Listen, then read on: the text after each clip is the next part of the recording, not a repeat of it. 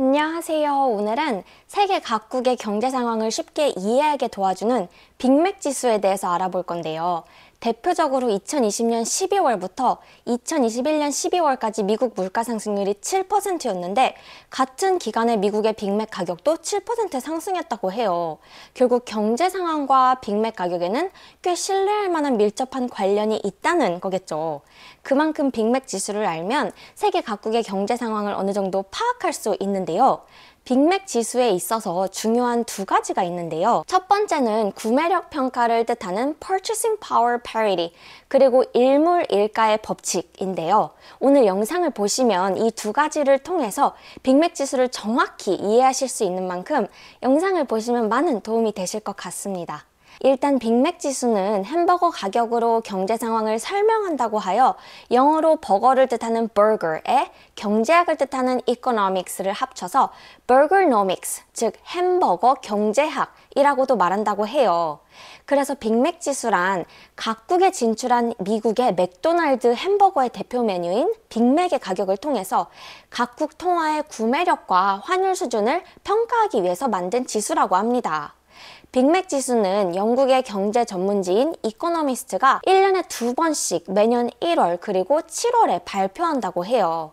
빅맥 지수는 그 나라의 통화 가격을 달러로 환산한 가격으로 각 나라의 물가 수준을 비교하는 구매력 평가 지수의 일종이라고 하는데요.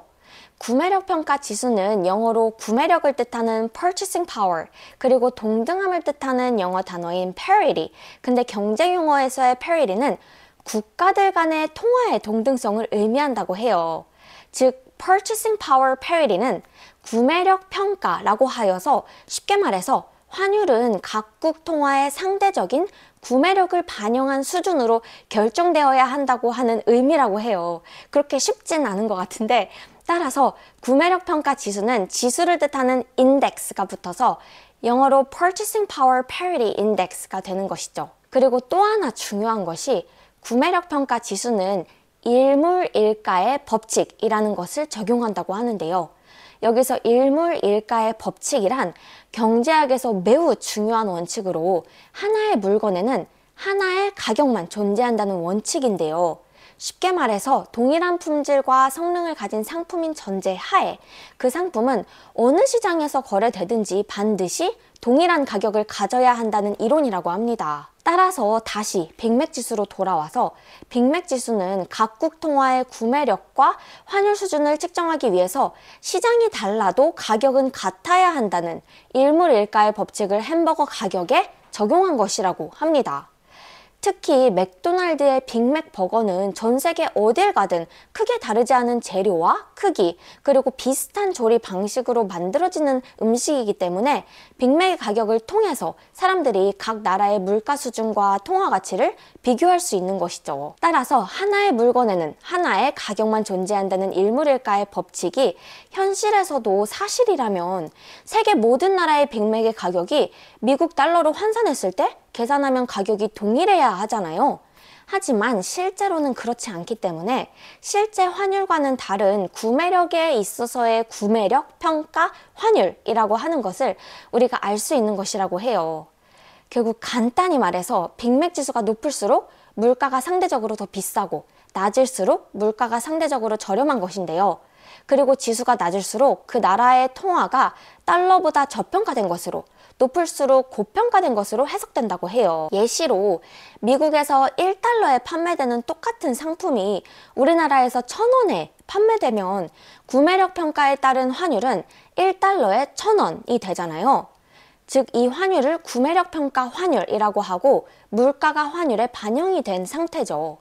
다만 실제 환율은 1달러에 1,000원이 아니라 1,200원이라면 실제 환율이 우리나라와 미국의 물가 수준, 즉 구매력을 제대로 반영하지 못한 것이 되겠죠.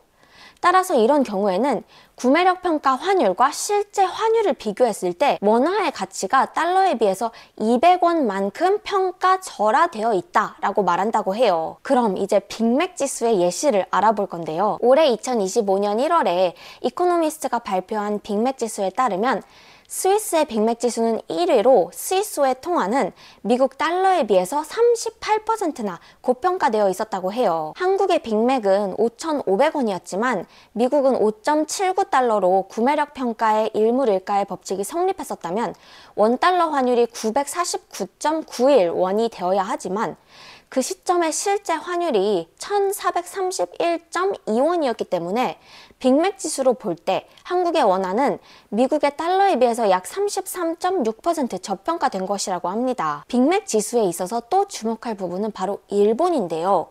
한국부터 중국, 태국, 파키스탄 등을 포함한 많은 국가들보다도 더욱 달러 대비 엔화가 저평가되어 있음을 의미하는 46.3%가 저평가된 수치를 기록했다고 해요.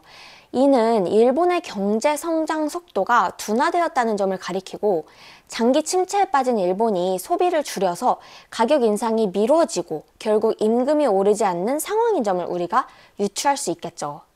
따라서 물론 빅맥 지수도 완벽한 지표는 아니지만 각 나라의 경제 상황을 어느 정도 파악할 수 있다는 점에서 구독자분들도 종종 참고해 보시면 좋을 것 같습니다. 이렇게 오늘은 빅맥 지수를 알아보았는데요. 영상이 도움이 되셨다면 좋아요, 구독 부탁드리고 그럼 바이바이.